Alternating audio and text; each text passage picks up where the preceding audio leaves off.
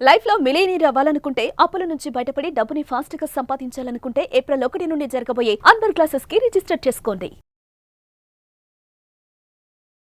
Hi hello నమస్తే welcome back to Suman TV. ప్రస్తుతం స్టూడియోలో ఉన్నారు ఫ్యామిలీ కౌన్సిలర్ రజనీ రామ గారు. మేడంతో మాట్లాడదాం. నమస్తే మ్యామ్. నమస్తే నవీన. మ్యామ్, చాలామంది వైఫ్స్ కొన్ని త్యాగాలు చేస్తున్నాం అనుకుంటారు. అంటే అది త్యాగం అన్నాలో ఏంటో తెలియదు, కానీ అందరు మనసులో అయితే ఉంటుంది, నేనే చేస్తున్న పనులు. హస్బెండ్కి ఏమీ చెప్పరు, ఏం తెలియనివ్వరు, ఈవెన్ ఫినాన్షియల్ కూడా అనమాట. అన్నీ వాళ్ళే చేస్తూ ఉంటారు, మళ్ళీ తర్వాత బాధపడుతూ కూడా ఉంటారు. ఫైనల్గా వచ్చేది ఏంటంటే కొన్ని ఇలా పెట్టుకొని హస్బెండ్కి చెప్పకుండా ఇలా మనసులో పెట్టుకోవడం వల్ల, వాళ్ళకి తెలియకుండా చేసే పనుల వల్ల కూడా లైఫ్ లాంగ్ బాధపడాల్సిన పరిస్థితి వస్తుంది. మరి ఇవి ఏమిటంటారు అసలు? అంటే మీరు ఒక పాయింట్ ఆఫ్ వ్యూలోనే అడిగారు నన్ను ఇప్పుడు, త్యాగం చేస్తే అని కదా. సమాధానం ఇంకా అక్కడే ఉంది, పడవలసిందే. అయితే నేను ఇంకొకటి చెప్తాను. కొంతమంది ప్రతిదీ తనే చేసేస్తూ ఉంటారు, భర్తను ఎందులోకి రానివ్వరు. ఈవెన్ అతని తరఫున సొంత అమ్మ నాన్న వచ్చినా కూడా అమ్మ అన్నం తిన్నావా అని అడిగే ఛాన్స్ కూడా ఇవ్వరు. Why like that? వాళ్ళ అమ్మ నాన్న అడగనివ్వండి, వాళ్ళ అన్నం తిన్నావా అని అడగనీయకుండా నువ్వే అడిగేస్తావు, నువ్వే పెట్టేస్తావు అంటే ఏంటంటే బిహైండ్ ఆఫ్ దిస్ నేచర్ ఏముంటుందంటే స్వార్థం. లోపల మనకేమీ కనపడదు, బయటదే మనకు కనిపిస్తుంది ఎప్పుడు కూడా కదా. వాళ్ళు ఏంటంటే అంత క్రెడిట్ తనే తీసుకోవాలి, తనకి మంచి పేరు రావాలి. అట్ ద సేమ్ టైం ఏంటంటే ఒక ఎపిసోడ్లో మాట్లాడుకున్నాం, భర్తని లొంగ తీసుకోవడం ఎలా, ఇది ఒక పాయింట్. నేను ఇది కూడా ఇంక్లూడ్ చేసినట్టు గుర్తు. ఇలా చేస్తే ఏమవుతుందంటే ఇంకా ఆయన నోట్లో పాలపేక వేసుకుని కూర్చుంటాడు. నువ్వు అన్నం తినడానికి తప్పితే నీకు నోరు ఇప్పనే ఉదయ్యా నీ భార్య, అన్నీ తనే.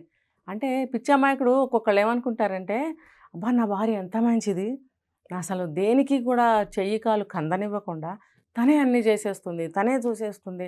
ఇంకా ప్రౌడ్గా చెప్పుకుంటారు, మా అమ్మని నేను అన్నం తిన్నావా అమ్మ అని అడిగే ఛాన్స్ కూడా నాకు ఇవ్వదండి, అంత బాగా చూసుకుంటుంది. దాని వెనక నీకు ఎంత బాధ ఉంది? చాలా బాధ ఉంది నీకు. నువ్వు మీ అమ్మని అన్నం తిన్నావని అడగలేవు, మీ నాన్నని అడగలేవు, మీ అన్నయ్యని అడగలేవు. అన్నీ ఆవిడే అడిగేసి ఆవిడే పెట్టేసి మీరు అడగబోయే లోపల ఆవిడే మీ ముందే అడిగేస్తుంది. ఇంకా నువ్వేం అడుగుతావు? అత్తయ్య అన్నం పెట్టేస్తా, నా బావగారు అన్నం పెట్టేస్తా, మరిది గారు అన్నం పెట్టేస్తారండి, ఇంకా కూర కావాలా, అన్నయ్య ఇంకొంచెం కూర వేసుకో, లేకపోతే తమ్ముడు ఇంకొంచెం కూర వేసుకో, ఎవరైనా కానీ వాళ్ళ తరఫున మీరు ఇంకొంచెం కూర వేసుకోండి ఈవిడే అడిగేస్తుంది. నేను చూశాను. ఏంటంటే ఒక మినిట్ కూడా గ్యాప్ ఇవ్వకుండా అన్నీ ఆవిడే. ఎందుకంటే అందరి దృష్టిలో తను మంచి అవ్వాలి, అందరూ తన మాట వినాలి. లోపల ఏమన్నా ఉండనివ్వండి, ఇంకా అనవసరం. దానికి ఖచ్చితంగా లొంగుతారా లేదా? మూడోది చెప్తాను, ఇది నిజంగానే ప్రేమగానే, అది లవ్ మ్యారేజ్ అవనివ్వండి, అరేంజ్డ్ మ్యారేజ్ అవనివ్వండి, ఆ భర్త అన్న ఒక మోజుతోటి, ప్రేమతోటి, కొంతమందికి మోజు ఉంటుంది బాగా. ఇది ఊర్లలో చూస్తాం మనం, మొగుడిని ఒక్క నిమిషం వదిలిపెట్టరు. మొగుడు చుట్టే తిరుగుతారు, వాడిని టాయిలెట్కి తప్పితే ఎక్కడికి పంపరు, కళ్ళ ముందు ఉండాలి. ఆ ఈగలాగా వాడి చుట్టే తిరుగుతూ ఆ ధర్మిలా ఏంటంటే అన్నీ అందిస్తూ ఉంటారు. ఇక వాడిని ఏంటంటే సోమరిపోతం చేయటం. ఇంకా వాడికి అన్నీ తీసుకొచ్చి కాళ్ళ దగ్గర ఇస్తుంటే ఎందుకు, ఆయన కదులుతే నాకు కనపడ్డాము, ఎవరితోనన్నా మాట్లాడతాడేమో, ఎక్కడికైనా వెళ్తాడేమో. అంటే ఇది వేరే అమ్మాయిల వైపు చూస్తాడా, అక్రమ సంబంధం పెట్టుకుంటాడా అనేది ఒక్కటే కాదు, ఇక ఎవరితోనైనా మాట్లాడచ్చు. మారిపోతాడేమో, బుద్ధి మారిపోతుందేమో, అది ఆ ఇన్ఫ్లుయెన్స్ నా మీద పడుతుందేమో, లేకపోతే ఎవరన్నా వల్ల వేసేసుకుంటారేమో, ఈ పాయింట్లన్నీ ఉంటాయి అందులో. ఈ కారణాలతోటి ఎప్పుడు కళ్ళ ముందు కనపడాలని చెప్పి అన్నీ అందిస్తూ ఉంటారు. ఆఫీస్కి వెళ్ళినా సరే చాలా ఈ మధ్య జరుగుతున్నాయి వీడియోస్ చూస్తున్నాం మనం. ఇక్కడ స్టార్ట్ అయిన దగ్గర నుంచి ఆఫీస్కి వెళ్ళే వరకు సెల్ ఫోన్లు, లైవ్ లొకేషన్ పెట్టు, లేకపోతే వీడియోలో నువ్వు నాతో మాట్లాడుతూనే ఉండు. వాడికి విసుగొచ్చి బ్రతుకు మీద విరక్తి కలుగుతుంది అనమాట. ప్రతిరోజు ఆ రకంగా తను బ్రతకాలంటే ఒకరోజు 2 రోజులు, కొత్త మోజులో 4 రోజులు చేయగలుగుతాడు. తర్వాత బొమ్మ కాదు కదా, మనిషి కదా. అతనికి ఎన్నో ఉంటాయి, ఆఫీస్కి త్వరగా వెళ్ళాలి, ఆఫీస్లో ఎంతోమందితో మాట్లాడాలి, వర్క్లో ఇన్వాల్వ్ అవ్వాలి, మధ్యలో లేవాలి, అటు ఇటు ఎన్నో ఉంటాయి బయట ఆఫీస్కి వెళ్ళిన తర్వాత. ఆడవాళ్ళకైనా సరే, ఆడవాళ్ళని ఇదే రకంగా వేధించే మగవాళ్ళు కూడా ఉన్నారు. సరే ఓకే, ఈ మగవాళ్ళు ఆఫీస్కి ఎట్లాగొట్లా వెళ్ళి ఎట్లాగొట్లా ఉద్యోగం చేసి బ్రతుకు జీవుడా అనుకుంటే ఇంటికి రాగానే మళ్ళీ టార్చర్ మొదలు, కదలనివ్వదు. టీవీ చూస్తుంటే కూడా అదెందుకు, ఇదెందుకు, వదలదు, ఒక్క నిమిషం కూడా వదలదు. ఏంటంటే అది ఏమనంటే మీరంటే నాకు ప్రేమ అండి, నేను వదిలి ఉండలేనండి అంటారు. నిజం అనుకుంటాడు అమాయకుడు. కొంతకాలానికి తెలుస్తుందిలే, తెలిసే లోపల సంగతి నేను చెప్తున్నాను. అలా అనటం వల్ల కూర్చుని చేయించుకోవడానికి అంటే 2 కేటగిరీస్, ఒకటి విసుగొచ్చి ఎదురు తిరుగుతారు, రెండోది ఏంటంటే అన్నీ నాకు జరుగుతున్నాయిగా, నాకు సోమర్తనం వచ్చేస్తుంది. కూర్చుని అది తీసుకురా ఇది తీసుకురా అంటాడు. కొంతకాలానికి అలవాటు పడిపోతాడు ఆ లైఫ్కి.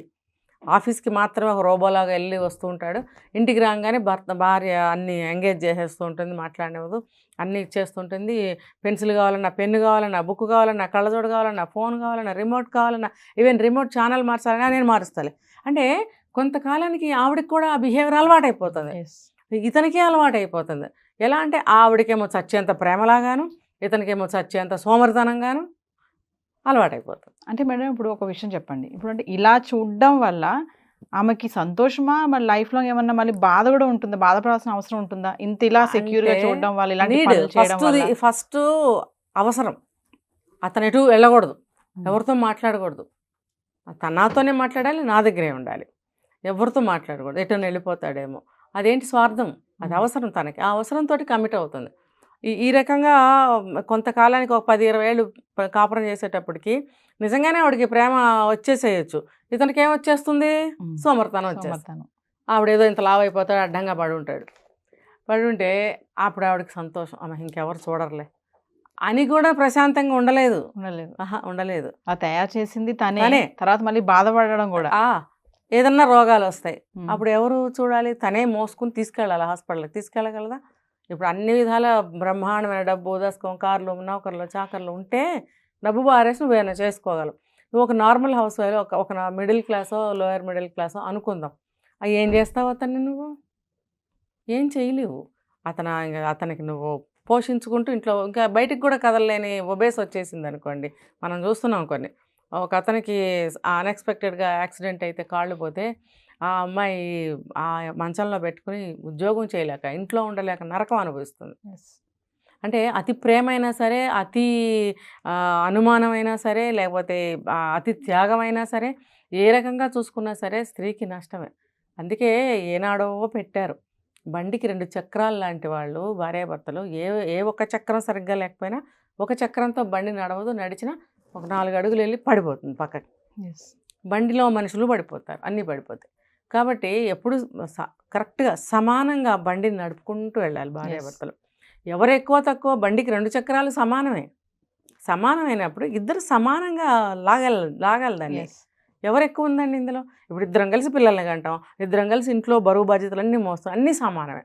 అలాంటప్పుడు బ్యాలెన్స్గా 2లా వెళ్తూ ఉండాలి. నీ ఎక్కువ నా తక్కువ, నా ఎక్కువ నీ తక్కువ ఏమీ లేదు ఇక్కడ. ఈ గొడవలు కానీ ఇలాంటివి కానీ ఇవన్నీ అతి ప్రేమలు, అతి స్వార్థాలు, ఇవన్నీ కూడా బాధలకే దారి, నాశనానికే. అది అందుకని అతి ఏది కూడా పనికిరాదని చెప్తారు చూడండి. అంటే కొంతమంది మేడం ఇప్పుడు మీరు అన్నట్టుగా చూస్తే అంటే హస్బెండ్స్ని అంటే దద్దమ్మలను చేసేసి మేమే మొత్తం ఏలాలి అని అనుకుంటారు, కానీ ఫైనల్గా చూసుకుంటే మళ్ళీ వీళ్ళకే చెడుతుంది అక్కడ. ఇంకొకటి కూడా వస్తుంది, నేను ఇందాక చెప్పాను 2 రకాలు, ఒకటి లొంగిపోతారు, ఒకటి తిరగబడతారు. ఆ తిరగబడే వాళ్ళు ఏం చేస్తారు తెలుసా, సమయం దొరికితే పబ్లిక్లో ఇన్సల్ట్ చేస్తారు భార్యని, ఖచ్చితంగా గాలి ఇస్తుంటారు, సెటైర్లు వేస్తుంటారు, పంచులు అంటే ఇంకేం అనలేక అలాగా వేసి జోకులు కానీ పంచులు కానీ వాళ్ళ కోపాన్ని కసిని తీర్చుకోవడానికి ప్రయత్నిస్తారు. అది బాగుంటుందా నలుగురిలో? ఇప్పుడు ఊరికే చెప్తున్నారనుకోండి, ఈయనకి కాలుతుంటుంది లోపల, ఏం చేయాలి, చెప్పావులే బా నీ మాట ఎవరు వింటారులే, చెప్పావులే కాసేపు నోరు మూసుకోరాదు, ఇలా అంటుంటే ఆవిడ పరువు బాధ.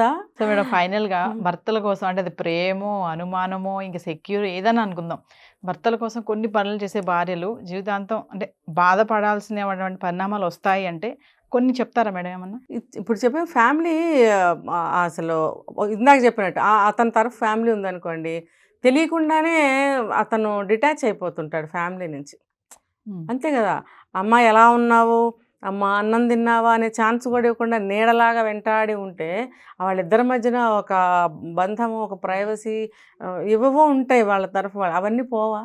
అలాగే అమ్మాయి తరఫున కూడా అమ్మాయిల్ని హింసించే అబ్బాయిలు కూడా ఉన్నారు, ఏ తరంలోనైనా ఉన్నారు. కాబట్టి అసలు అలా వద్దు. ఇప్పుడు యాజ్ ఇట్ ఈజ్గా యాక్సెప్ట్ చేయాలి అదర్ పర్సన్ని. ఇప్పుడు లైఫ్ అంతా కలిసి ఉండాలి, నువ్వు ఎంత కాపలా కాస్తావు? ఇది ఒక్కటే కాదు, అతిగా త్యాగాలు చేయడం, ఆయనకి ఏది కావాలంటే అది పట్టుకొచ్చేసేయడం, అతను ఎక్కడిదైనా అడగకపోవడం, అది విసుగు కూడా వస్తుంది కదా మేడం. చాలా అండి. అది చివరికి నరకమే సృష్టిస్తుంది. అంత ప్రేమించు అంత ఎంబడబడుతున్నా ఒకసారి విసుక్కుంటాడు హస్బెండ్, ఎందుకు నా ఎంబడబడతావు, ఎంతసేపు నీ ముందు మరి ఉండాలంటావు. ప్రైవసీ కావద్దా? కొంచెం ప్రశాంతంగా గాలి కూడా పీల్చుకోనిపోతే ఎలా? Yes. అలా చేయకూడదు. ఇప్పుడు ఒక పర్సనల్ లైఫ్ ఉంటుంది, దాన్ని కొంచెం వదిలిపెడితేనే తిరిగి మన దగ్గరికే వస్తారు. Yes. అరే నేను ఇంతసేపు అయింది ఇక్కడికి వచ్చి, తను ఫీల్ అవుతుందేమో, వెళ్దాం. అలాగ అబ్బాయి అనుకోవాలి, అమ్మాయి కూడా అనుకోవాలి. ఇద్దరు సేమ్, ఇద్దరికి చెప్తున్నా నేను. Yes. ఒకళ్ళు గొప్ప ఒకళ్ళు ఇదని కాదు. ఆ అమ్మాయి అలా చేస్తే భర్త అలా అనుకోవాలి, ఆ భర్త అలా చేస్తే అమ్మాయి అలా అనుకోవాలి. కానీ వదిలిపెట్టండి కాసేపు. వదిలిపెడితే ఏం ద్రోహం చేయనివ్వండి. ఆ పాపం కూడా వాళ్ళనే పట్టుకుని పీకుతుంది. ఏం ద్రోహం చేస్తారు, ఏం అన్యాయం చేస్తారు, చేయనివ్వండి. తిరిగి నీ దగ్గరికే వస్తారు కదా. చాలామంది అంటారు, ఎప్పుడు చూసినా మొగుడిని కొంగు పట్టుకుని పెట్టుకుని నా మొగుడు నాకే సొంతం అనుకుంటే ఎట్లా అంటారు. నా మొగుడు నాకు సొంతం కాకపోతే పక్కింటి ఆవిడకి నీకు సొంతం ఎలా అవుతాడు? అది ఎవరు అవునన్నా కాదన్నా ఎవరి మొగుడు వాళ్ళకే సొంతం. అది ఎక్కడికి పోడు. తిరిగి అర్ధరాత్రి అయినా సరే ఇంటికే వస్తాడు. ఎవరినైనా ఉంచుకున్నా, కీపుని పెట్టుకున్నా, అక్రమ సంబంధం ఉన్నా వాడు ఇంటికే వస్తాడు. ఎందుకు? సమాజం హర్షించదు వాడు అక్కడ ఉంటే కదా. ఈ బంధానికే గౌరవం, దీనికే విలువ, అంతే కదా. కాబట్టి కంగారు పడకండి లేడీస్, కంగారు పడద్దు. శుభ్రంగా అన్నీ బాగానే నడుస్తే నడవనివ్వండి. మీరు అనవసరంగా అనుమానపు దారులు ఇచ్చి అనుమానపు అవకాశాలు ఇచ్చారంటే అది అలా అయిపోతుంది. చివరికి బాధపడాల్సింది మనమే బాధపడాలి. ప్రతి ఒక్క స్త్రీ ఇంట్లో బాధపడుతూనే ఉంటుంది. ఎంత మహా ఆడవాళ్ళకు కూడా తప్పలేదు ఇవన్నీ కూడా. అవి సంసారం, అది సంసారం. బయట ఉద్యోగం చేయాల్సి బయటకు వచ్చి మన వృత్తిపరంగా మనం ఏం చేస్తున్నామో దానికి ధర్మం, దానికి చేయాల్సిందే న్యాయం. ఇంట్లో ఆ న్యాయం దానికి అక్కడ చేయాల్సిందే. రెండింటినీ మనం బ్యాలెన్స్ చేసుకోలేదు. శక్తి మనకు ఆ దేవుడు ఇచ్చాడు, అది ఆడవాళ్ళకే సాధ్యం. నేను అమ్మాయిగా పుట్టడం, ఆడదానిగా పుట్టడం చాలా ప్రౌడ్ ఫీల్ అవుతాను నేను. Thank you.